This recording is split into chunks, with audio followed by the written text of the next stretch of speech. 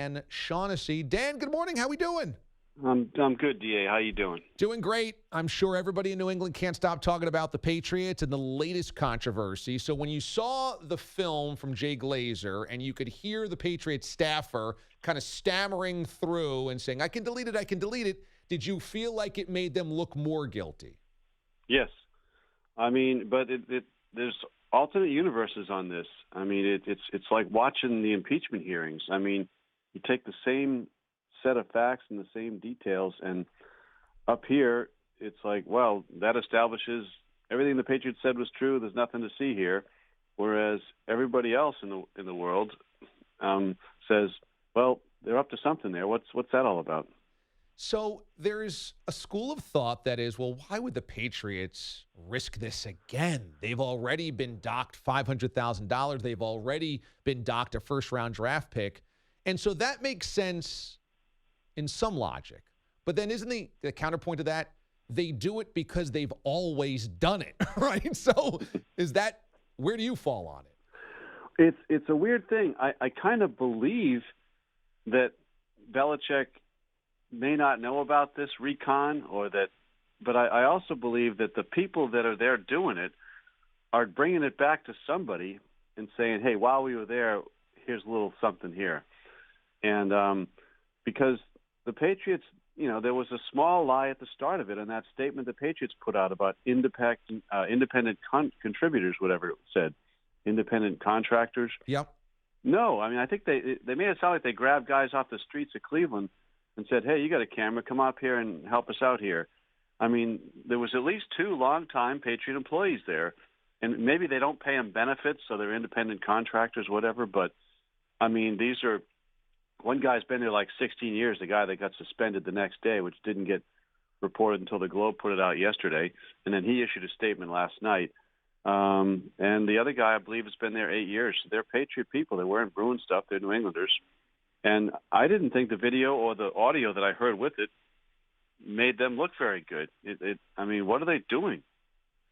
Right, because it's either incompetence, in which case you say, well, the Patriots should have people that are more well aware of the rules, or it's subterfuge, which is what they've done for 20 years, and they know that they're caught red-handed. So it's kind of like a no-win situation for the Patriots to come out looking good in this, right?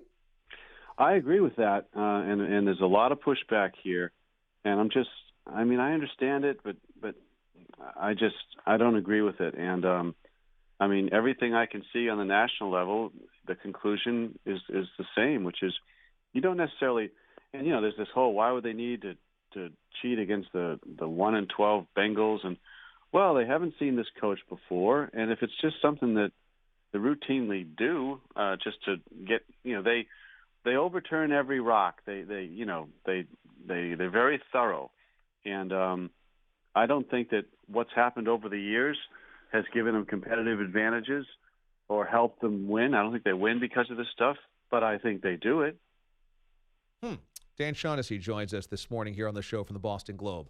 So if they do it, why do they do it if you don't think it gives them a competitive advantage? Why did Nixon, invade the Democratic headquarters, when he won that election 49-1? I mean, it's just the mentality of making sure you've done everything possible to get competitive advantages. And again, I don't believe football ops and this particular thing we're seeing in Cleveland are connected. I really don't. But I think that the people that are there are bringing it back for somebody, and just it's a little add-on. Hey, we were doing this scout thing, and here's a little something. It's just, why is that camera on the sideline all that time? It doesn't move. Exactly. That's kind of a curious way to a and then the way the guy behaves when they call him on it is the reactions of a guilty party. And that they didn't alert the Bengals. It'd be one thing if they said we're going to be doing this, but they didn't alert the Bengals. All of that feels really shady, doesn't it? It does, and but again, the narrative up here is nothing to see here, and but I think that it'll be interesting with the league, and you can tell that the Bengals gave no forgiveness on this.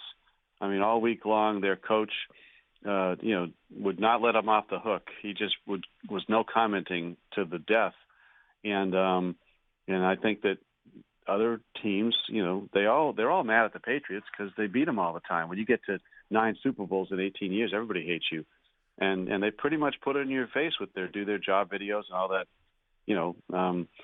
chest thumping stuff that they put out afterwards.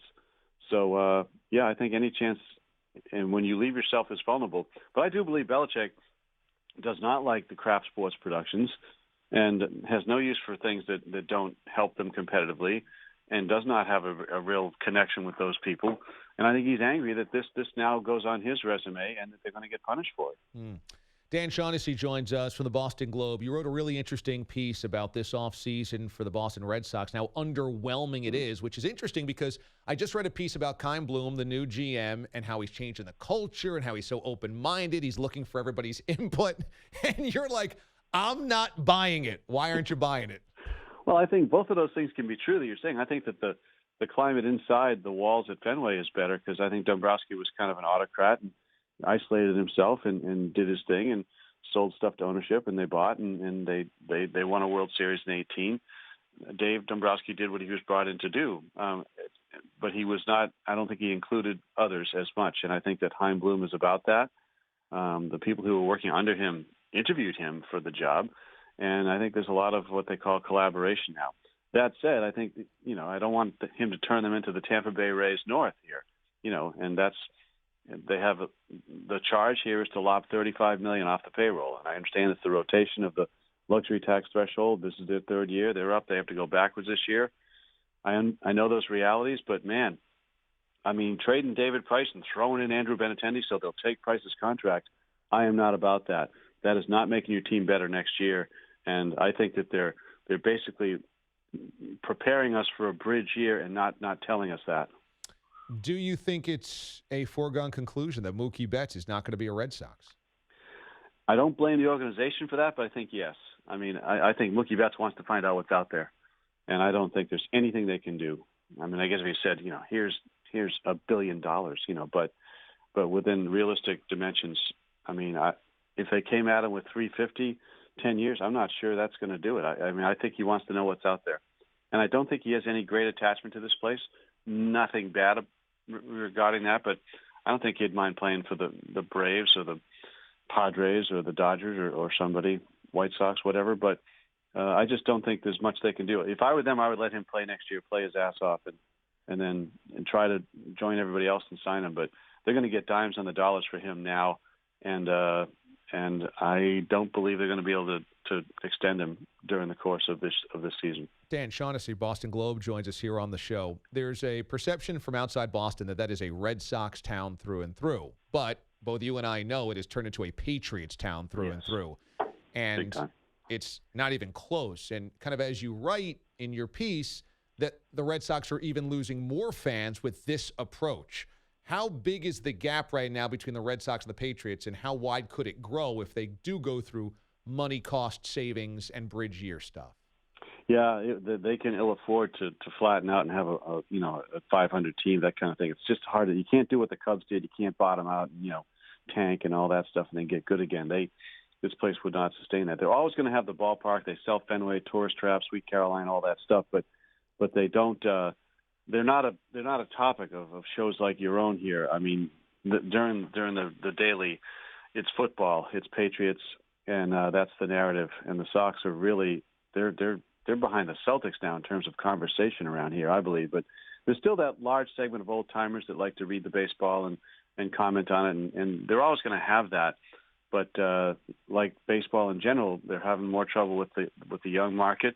And they're not getting a share of programs like yours. They're just not a conversation topic like they used to be. Finally, how do you think this Patriots season ends in the playoffs?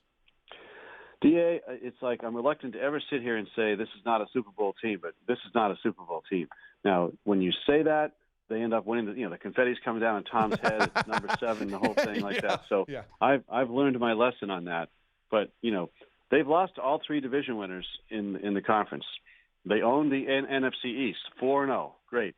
Try and find their good wins this year. They beat the Steelers in the opener. They beat the Cowboys at home. Both of those games were at home. They lost to Houston, Baltimore, Kansas City.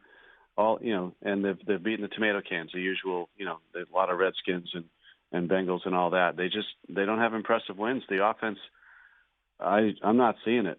The defense is the offense. They're working with short fields. They were outgained yesterday. Yards, first downs, total, everything. I mean, time of possession. Bengals dominated that game and got crushed because they turned the ball over 5 straight times.